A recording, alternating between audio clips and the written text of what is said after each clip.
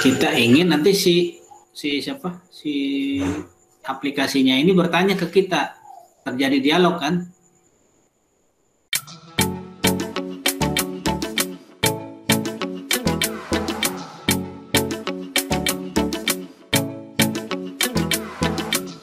Menanyakan ciri-ciri.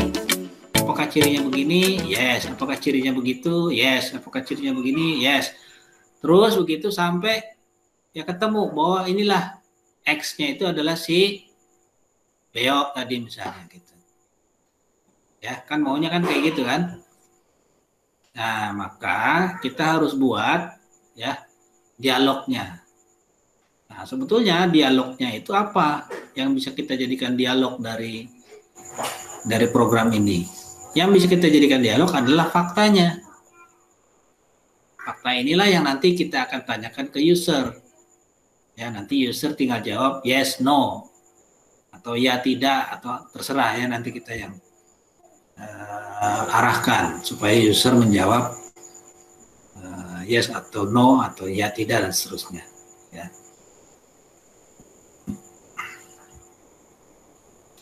Oh ya, jadi penulisan fakta dan rule ini bebas-bebas aja, artinya boleh fakta duluan di atas, boleh rule duluan di atas, boleh, tidak ada masalah. Tapi supaya enak bacanya ya, ini fakta saya pindahkan ke bawah, saya tuliskan ke bawah. Nah, begini ya. Kemudian, ya, karena kita ingin menjadikan fakta-fakta ini adalah pertanyaan kepada user, maka ya ini saya ganti jadi seperti ini.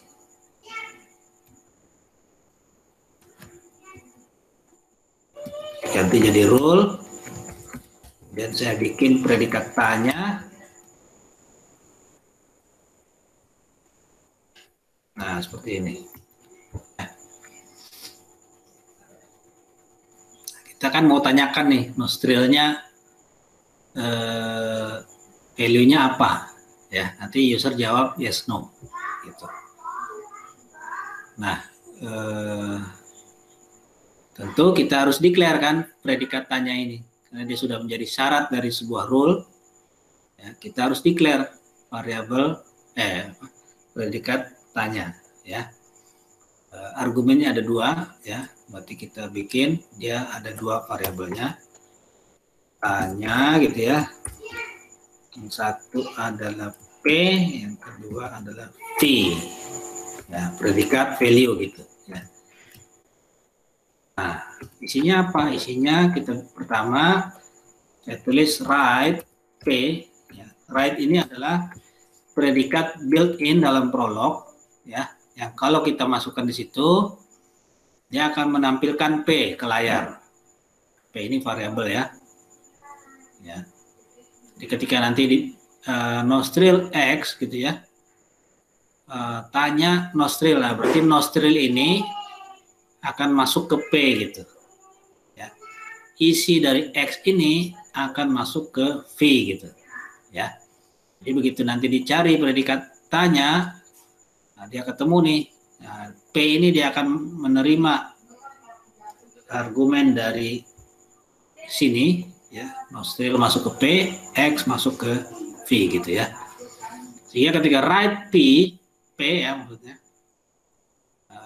P yang ini akan tercetak di layar ya dengan predikat write ini. Kemudian setelah saya tampilkan P-nya, saya juga tampilkan V-nya. Ya. Plus saya tampilkan lagi seperti ini, tanda tanya ya, terus kurung yes or no gitu ya.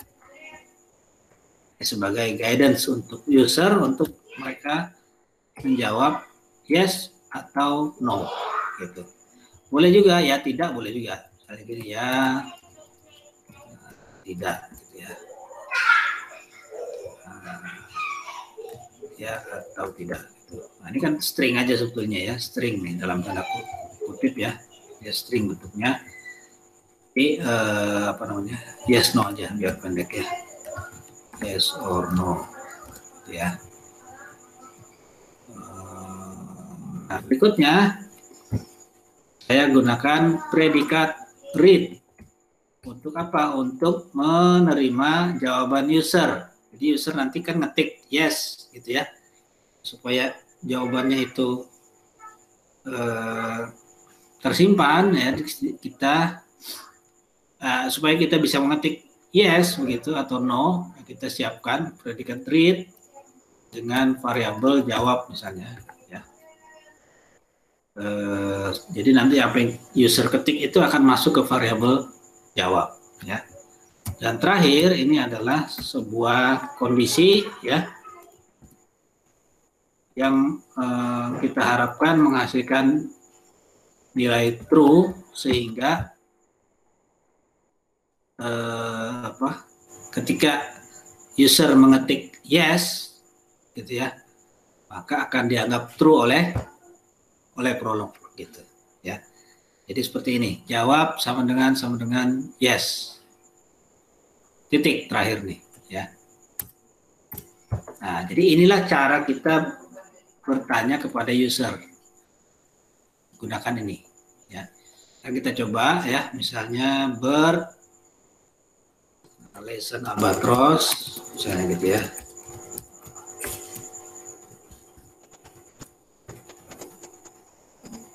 Kalau kita run,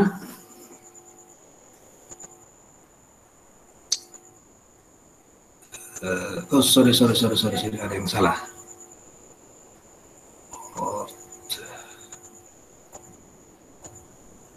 Yang salah, V-nya di sini besar ya, variabel.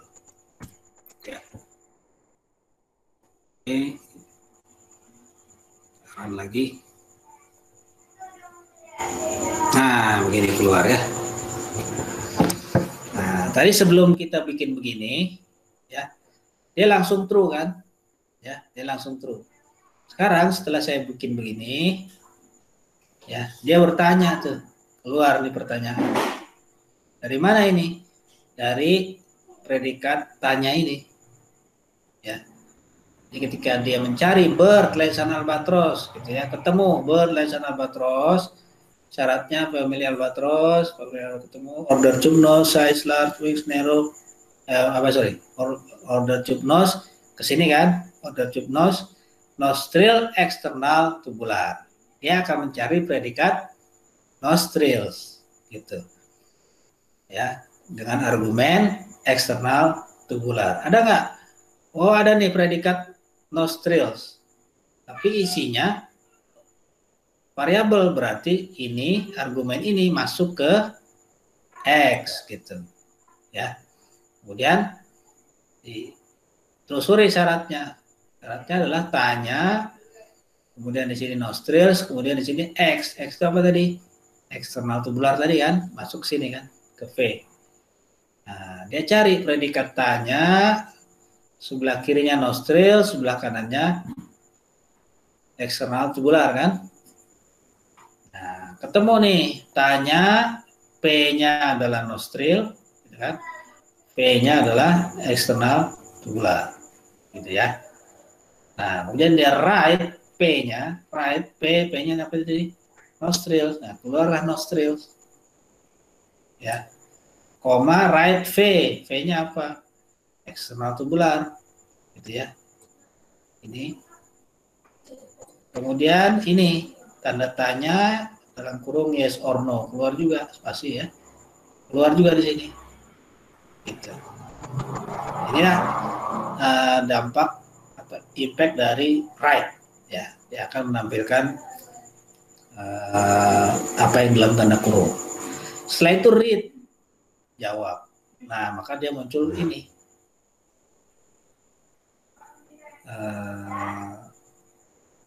Tempat kita mengetikkan sesuatu ya.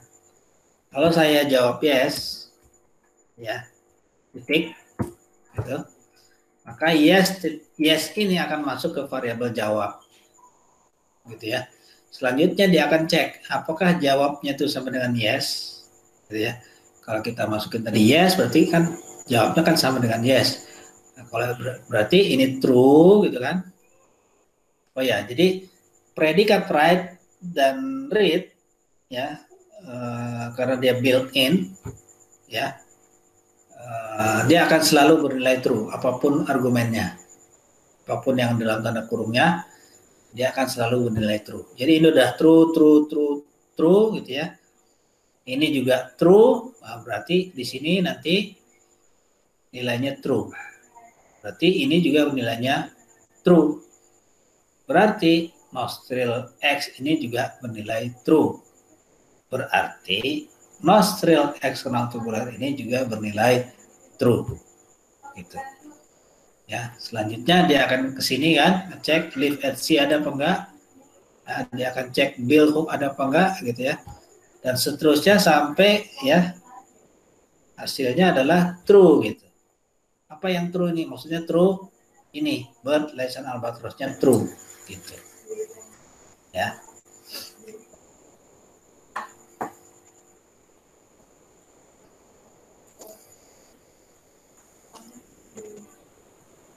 Bisa difahami ya, mudah-mudahan ya.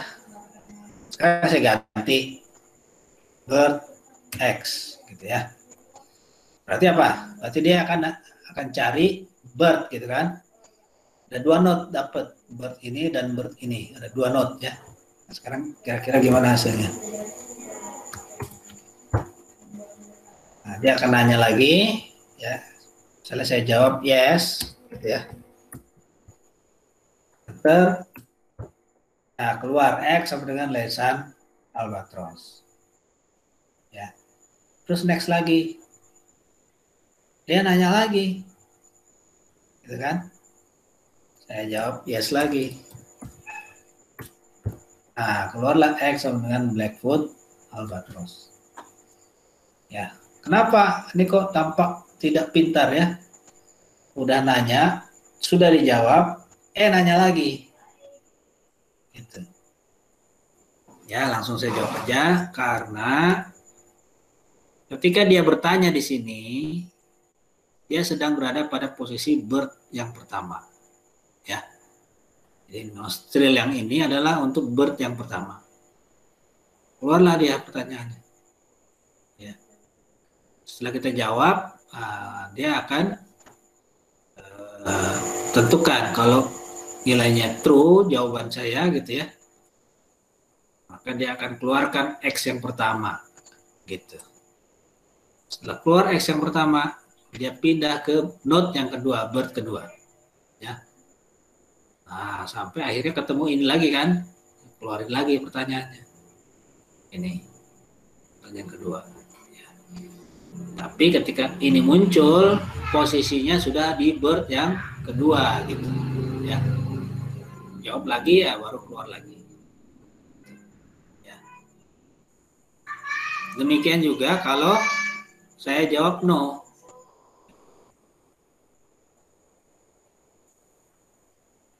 Saya jawab no. Bentar. Dia juga akan nanya juga ya. Nggak keluar X apa-apa, nggak keluar ya. Kenapa? Karena jawabannya no, berarti ya, ini menjadi false kan. Kan saya jawab no di sini kan. No. No sama dengan yes. Enggak dong ya kan. Berarti dia false. Nah, karena false berarti ini false. Ya, ini false, ya, ini false. Nah, kalau ini false berarti ke atasnya juga false. Jadi nggak keluar, X-nya nggak dapet. Ya. Setelah itu dia pindah ke bird yang kedua. Gitu.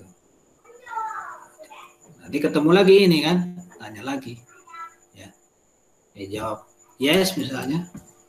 Nah, barulah dia keluar X Blackfoot albatros. Ya. Sampai di sini mudah-mudahan bisa memahami cara kerjanya ya, bagaimana dia menjawab. Walaupun masih terlihat kurang pinter gitu ya. Nah, tugas kita lah membuat bagaimana supaya terlihat pinter. Kalau sudah dijawab yes, nggak usah ditanya lagi. Atau kalau sudah dijawab no, nggak usah ditanya lagi gitu ya.